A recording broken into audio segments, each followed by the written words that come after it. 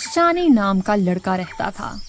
वो बहुत ही सुस्त और कामचोर था और उसका काम करने को बिल्कुल दिल नहीं करता था।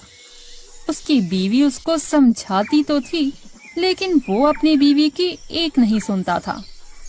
एक दिन उसके पास घर में खाना लाने के लिए पैसे ही नहीं थे। वो गांव के किसी आदमी के पास जाता और यहाँ वहाँ की बातें करके उनसे पैसे कर्ज ले आता।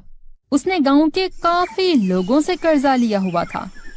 गांव के लोग एक दिन इकट्ठे होकर उसके घर आए और झगड़ा करने लग गए। शानी ये सब देखकर परेशान हो गया। वो परेशानी की हालत में घर से दूर चला जाता है और फिर ऐसे ही खाली हाथ घर वापिस आ जाता है। अरे सुनो जी, ये आप ठीक नहीं कर रहे। पूरे गांव से आपने कर्जा ले रखा है और खुद भी पूरा दिन घर से बाहर निकल